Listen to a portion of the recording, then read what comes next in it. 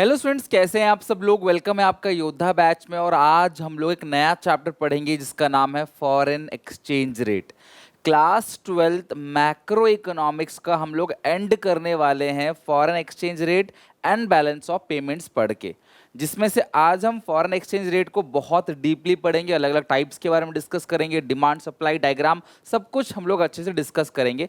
Foreign exchange rate और balance of payment दोनों मिला के लगभग 6 नंबर तक का, यानी कि मिनिमम 6 नंबर का आपके एग्जामिनेशन में आना ही आना है। तो वीडियो को एंड तक देखना, अच्छे से समझना। इसके नोट्स एसपीसीसी ऐप पे और टेलीग्राम पे क्लास आपको मिल जाएगा फ्री स्टडी मटेरियल के अंदर, जिसका लिंक डिस्क्रिप्शन बॉक्स में है। आइए स्टार्ट करते हैं।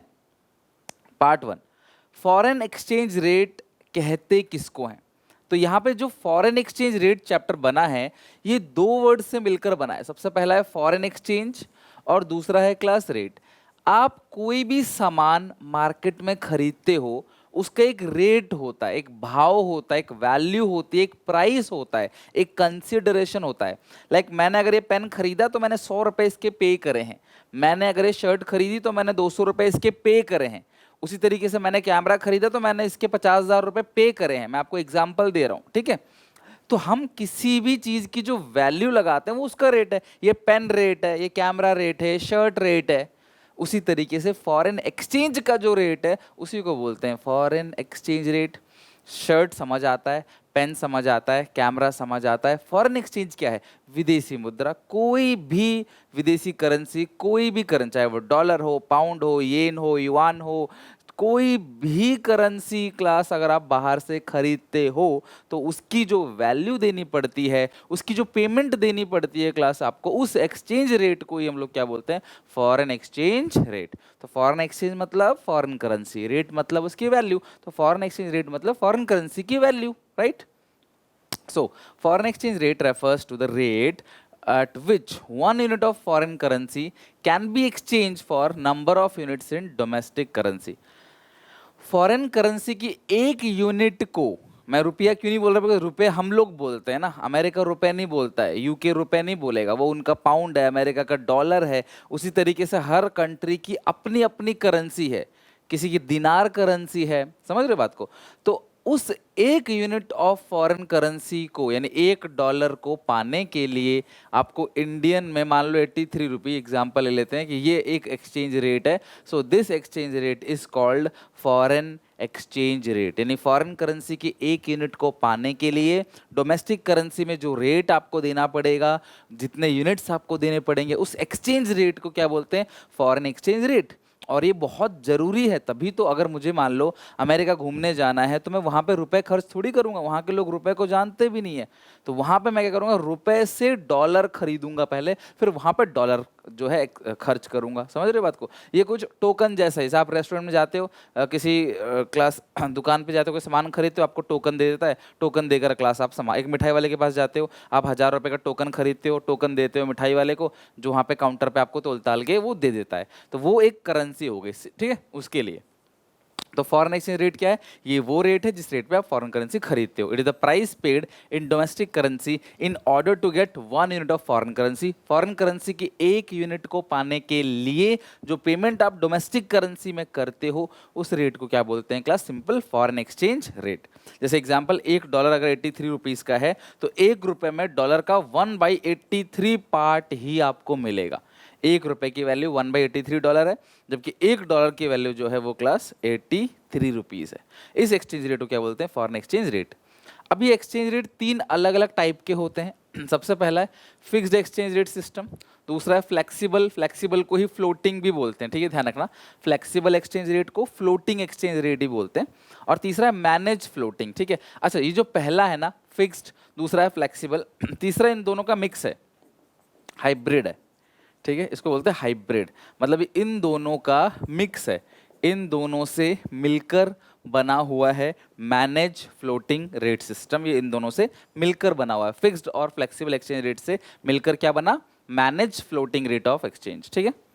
या मैनेज फ्लोटिंग रेट सिस्टम, ये तीसरा पार्ट है। तो पहला फिक्स्ड एक्सचेंज रेट, दूसरा फ्लेक्सिबल, तीसरा मैनेज फ्लोट। अच्छा, अब फिक्स्ड एक्सचेंज रेट सिस्टम कहते किसको हैं? ये बहुत पहले चला करता था। ये वो रेट ऑफ एक्सचेंज है जहां पे हर कंट्री की जो गवर्नमेंट है वो अपनी करेंसी का प्राइस डिसाइड करते हैं कि हमारी करेंसी की इतनी प्राइस है। अमेरिका ने बोला हमारी करेंसी का, हमारे डॉलर का इतना प्राइस है। कुवैत ने बोला हमारे दिनार का इतना प्राइस है। यूके ने बोला हमारे पाउंड का इतना प्राइस है। हर कंट्री ने अपनी करेंसी की वैल्यू को फिक्स कर दिया कि भाई यही लेंगे हम। सीधी सी बात है, this is called fixed exchange rate system. Fixed exchange rate system is a rate of exchange which is fix by the government. इसे कौन फिक्स करता है class? Government.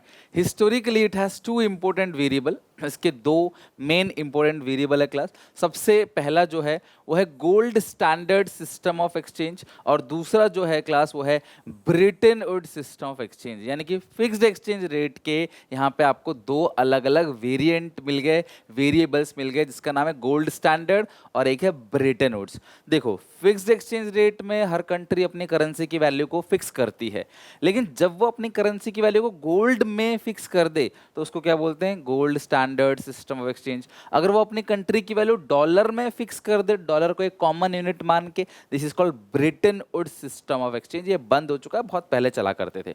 According to this system, before 1920 the gold was taken as a common unit of exchange. हर country ने अपनी currency की value gold में रख दिया। इंडिया ने बोला अगर आपको हमारा 1 रुपया चाहिए तो आपको 1 ग्राम गोल्ड देना पड़ेगा, और आज के डेट पे 1 ग्राम गोल्ड की कीमत लगभग 5500, 5600 या 6000 के आसपास है। तो gold standard system of exchange में क्या हुआ? हर कंट्री ने अपनी करेंसी की वैल्यू किस में रख दी? गोल्ड में, right? Gold was taken as a common unit of exchange between the currencies of different country. Each country was to define the value of its currency in terms of gold. Accordingly the value of one currency in terms of other currency was fixed considering the gold value of each currency. Example, 1 UK pound अगर आपको चाहिए तो 4 gram gold देना पड़ेगा। 1 US dollar के लिए 2 gram gold देना पड़ेगा। इसका मतलब 1 UK पाउंड में आप 2 डॉलर खरीद सकते हो। एक यूके पाउंड जो है, यानी 1 पाउंड में 4 ग्राम गोल्ड है, 1 डॉलर में 2 ग्राम गोल्ड है। यानी कि आप डबल समझ लो कि पाउंड की वैल्यू डबल है। इसका मतलब आप 1 पाउंड देकर 2 डॉलर ले सकते हो। इस तरीके से जब एक्सचेंज किया जाता है गोल्ड को एक कॉमन यूनिट मान के, उसे class mint par value of exchange या फिर क्लास मिंट पैरिटी कहते हैं। इसे पैरिटी बोलते हैं जब आप क्लास करेंसीज को गोल्ड में कन्वर्ट, मतलब कि एक्सचेंज के लिए गोल्ड का यूज करते हो। इसको बोलते हैं gold standard system of exchange, right? I repeat, आपको पता चल गया फॉरेन एक्सचेंज रेट क्या है? वो रेट है जिस रेट पे फॉरेन करेंसीज को खरीदा या बेचा जाता है, ठीक है? उसको बोलते हैं फॉरेन एक्सचेंज रेट, जिस पे एक्सचेंज किया जाता है। वो 3 अलग अलग टाइप के होते हैं, फिक्स्ड, फ्लोटिंग या फ्लेक्सिबल, और तीसरा जो है वो है क्लास मैनेज फ्लोटिंग, जो कि दोनों का हाइब्रिड है। फिक्स एक्सचेंज रेट सिस्टम में हर कंट्री अपनी करेंसी की वैल्यू किस में रखती है क्लास? गोल्ड में। तो उसे बोलते हैं गोल्ड स्टैंडर्ड सिस्टम। यहाँ पे गवर्नमेंट सेट करती है, सरकार ने फिक्स कर दिया, ये ऊपर नीचे नहीं होता। उसको बोलते हैं फिक्स्ड एक्सचेंज रेट सिस्टम। इसके दो वेरिएंट हैं, गोल्ड और Bretton Woods. Gold standard system of exchange का दूसरा नाम mint par value of exchange या मिंट पैरिटी कहते हैं। यहाँ पे हर कंट्री अपनी करेंसी की वैल्यू गोल्ड में सेट करती है। और Bretton Woods system of exchange क्या होता है क्लास? यहाँ पे डॉलर को एक कॉमन यूनिट दे दिया गया। इसी की वजह से क्लास आज डॉलर बहुत प्रचलित है। आप किसी भी कम पढ़े लिखे इंसान से, छोटे बच्चे से ये पूछोगे ना क्लास की डॉलर, तो उसे समझ आ जाएगा भाई डॉलर। लेकिन डॉलर के अलावा आप उसे दिनार पूछोगे या फिर क्लास येन पूछोगे, युआन पूछोगे, है ना, तो शायद उसको समझ नहीं आएगा, क्योंकि क्लास डॉलर को ब्रिटेन वुड्स जो ट्रीटी हुई थी उसमें क्लास जो Bretton Woods system of exchange बनाया गया उस टाइम पे, उसको क्लास इन्होंने क्या बोला? डॉलर को इन्होंने प्रायोरिटी दे दी कि भैया डॉलर ही एक्सचेंज के लिए कॉमन यूनिट है। तो अगर आपको कोई भी कंट्री की करेंसी चाहिए तो आप पहले डॉलर लो, फिर डॉलर से उस करेंसी को खरीदो। मैं आज ही मैं ट्रूली बोल रहा हूँ, अगर आप विदेश यात्रा करने जाते हो, घूमने जाते हो किसी कंट्री में, तुम्हारे पास अगर डॉलर है तो आप कहीं भी इजीली उसे एक्सचेंज कर लोगे, किसी कंट्री में जाके इजीली एक्सचेंज हो जाएगा। लेकिन अगर तुम्हारे पास कोई और करेंसी है तो शायद तुम्हें दिक्कत आए इसको एक्सचेंज कराने में। तो आज भी क्लास चलता आ रहा है, डॉलर थोड़ा फेमस है तभी हम लोग डॉलर को जानते हैं। According to this system, US dollar was taken as a common unit of exchange between the currency of different country.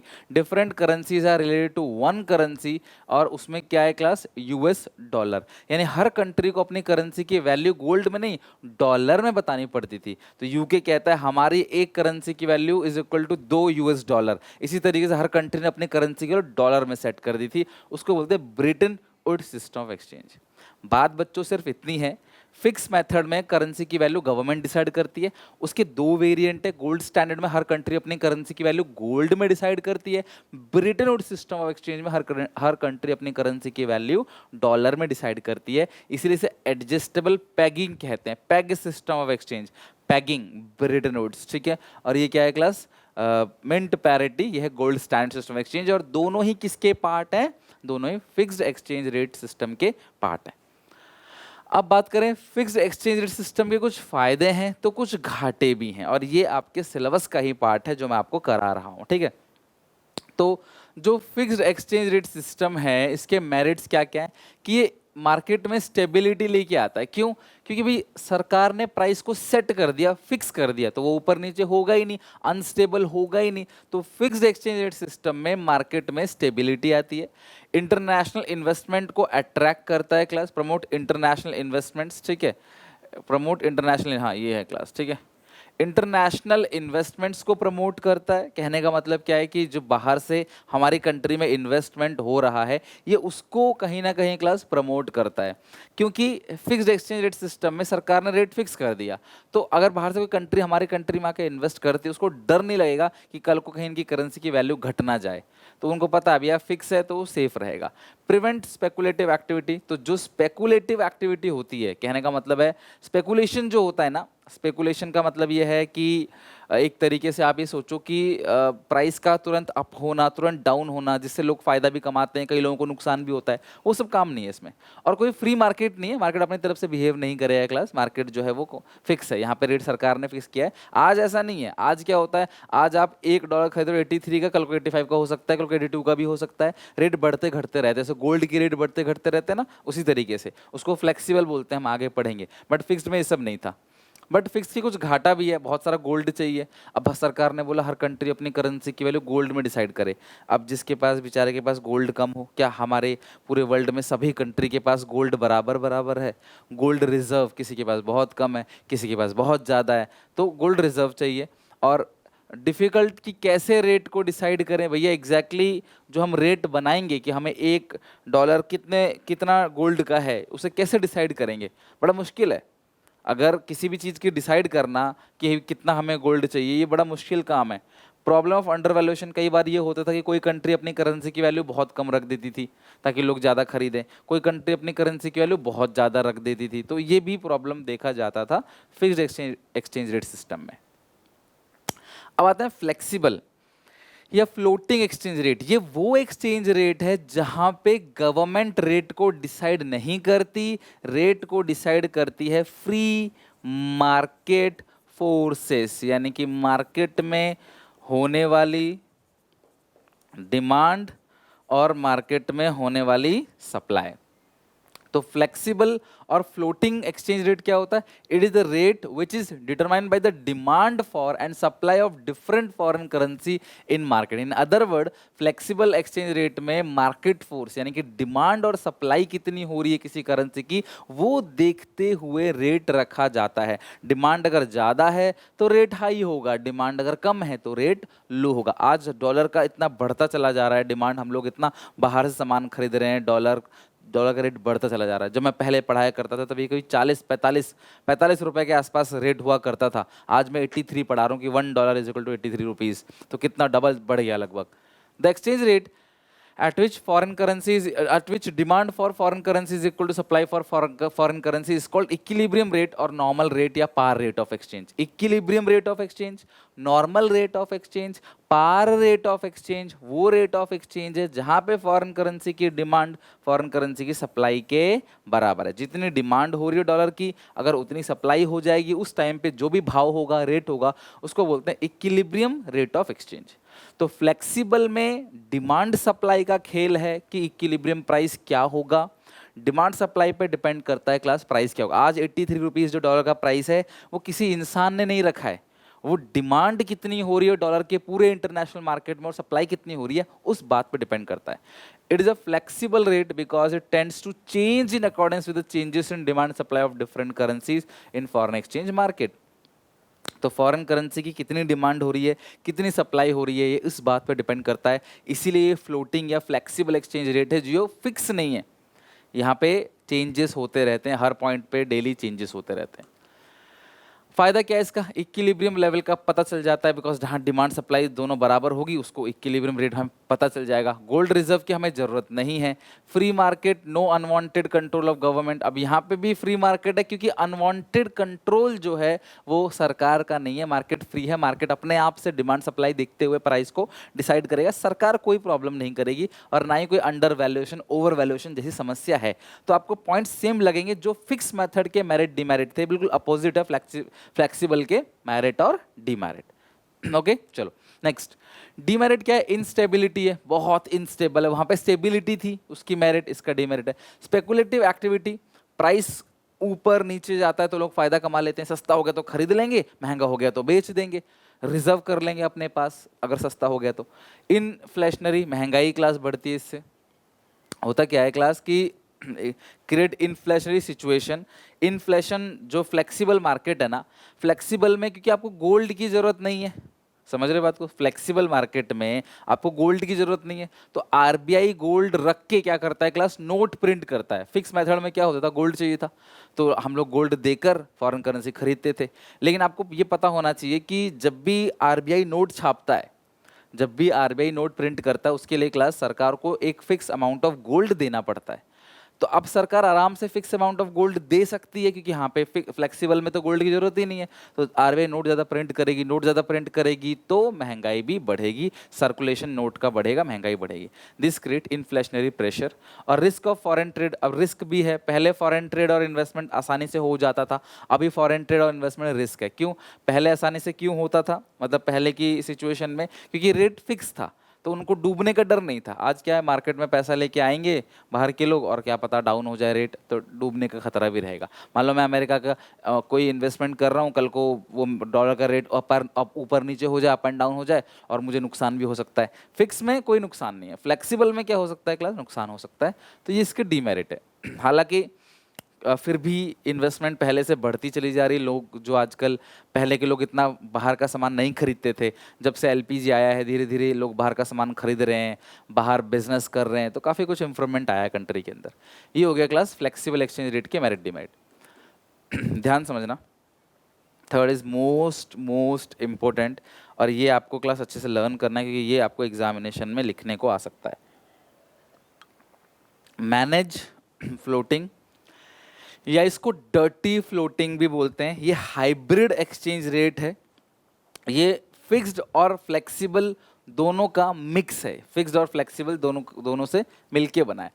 It is system in which exchange rate is determined by the market forces of demand supply in international market. आप बोलो sir ये तो flexible है, हाँ यहाँ तक flexible है, but when domestic currency is heavily depreciating, then Reserve Bank of India intervenes to place some influence on exchange rate so that it remains within the desired limits. It is also called dirty floating. Here RBI sell foreign exchange in international money market so that the supply of foreign exchange increases. Managed floating is a hybrid or fixed exchange rate and hybrid of fixed and flexible exchange rate system. सारी बातें अच्छे समझाऊंगा, सुनो मेरी बात। सबसे पहले मुझे एक चीज का आंसर आप सब बच्चे दोगे, किसी चीज की सप्लाई अगर बढ़ेगी तो उस चीज का रेट कम होगा या ज्यादा होगा। अगर सप्लाई बढ़ेगी, मार्केट में भरपूर आलू, भरपूर टमाटर अवेलेबल है। अब पहले टमाटर का रेट बहुत बढ़ गया था 200 रुपए किलो के आसपास, लेकिन धीरे धीरे मार्केट में टमाटर की सप्लाई बढ़ने लगी, मार्केट में बहुत टमाटर है तो रेट क्या होंगे, कम। तो किसी भी चीज़ की सप्लाई अगर बढ़ेगी, अवेलेबिलिटी अगर ज़्यादा होगी तो रेट जो होंगे क्या होंगे, कम। होटल के कमरे खाली पड़े हैं तो तुम्हें सस्ते में भी रूम दे देगा, और बड़े भरे पड़े हैं, क्लास सीजन का टाइम है, तुमको डबल ट्रिपल में रूम मिलेगा, वही बात है। तो मैनेज फ्लोटिंग सिस्टम बेसिकली क्या होता है, $1.50 का था, फिर $1.60 का हो गया, फिर $1 70 का हो गया। तो डोमेस्टिक करेंसी ना डेप्रिशिएट होती चली जा रही है, कमजोर होती चली जा रही है। पहले $50 दिया, $1 खरीदा, फिर $60 दिया, $1 खरीदा, फिर $70 दिया। तो आरबीआई करती क्या है, आरबीआई कहती है भैया ये तो बहुत दिक्कत की बात है, ये तो रेट कंटिन्यू बढ़ता चला जा रहा है, डोमेस्टिक करेंसी की वैल्यू कम होती चली जा रही है।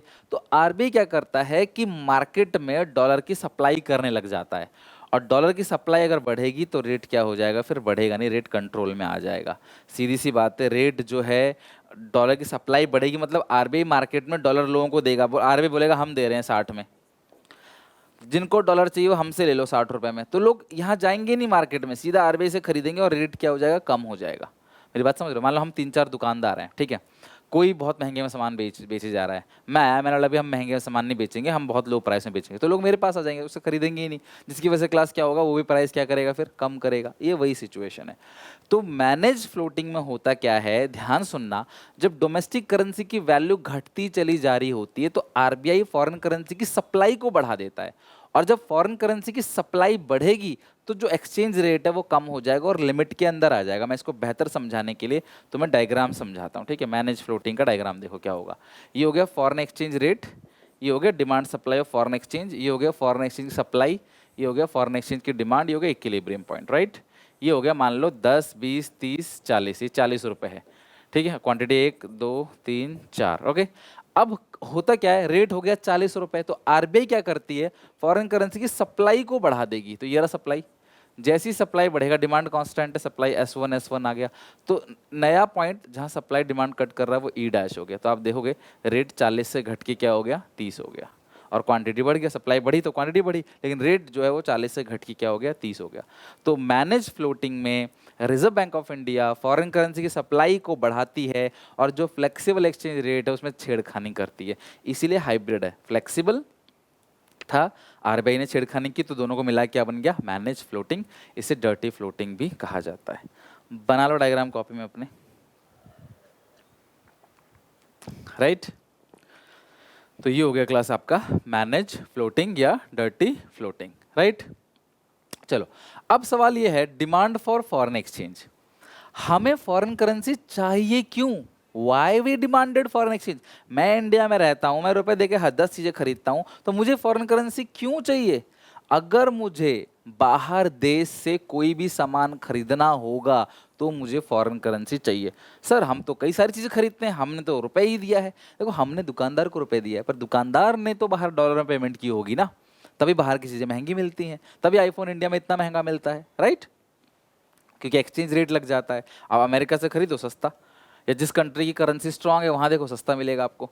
To purchase the goods and services from other country, देखो विदेश गुड्स एंड बाहर से गुड्स एंड सर्विसेज खरीदते हैं अगर, तो हमें क्या चाहिए, फॉरेन करेंसी चाहिए। अमेरिका कहता है $1000 का आईफोन है, मान लेते हैं आईफोन 14 मान लो, ठीक है, $1000 का है, तो उनके लिए $1000 हो गया। लेकिन हम जब यहाँ पे खरीदते तो हमारा $1 ₹83 का है, तो ये 83,000 का हमको पड़ता है। कल को $1 100 का अगर हो गया तो हमें ये फ़ोन 1 लाख का पड़ेगा। यानी उनका रेट ठीक है, लेकिन जब कन्वर्ट हो जाता है तो हमें बहुत महंगा पड़ता है। तो जब भी हम बाहर से सामान खरीदते हैं तो हमें डॉलर चाहिए। हम बाहर अगर प्रॉपर्टी खरीदते हैं, लैंड, बिल्डिंग, प्लांट, मशीनरी, कुछ भी खरीदेंगे अलग अलग कंट्री में, तो हमें डॉलर चाहिए।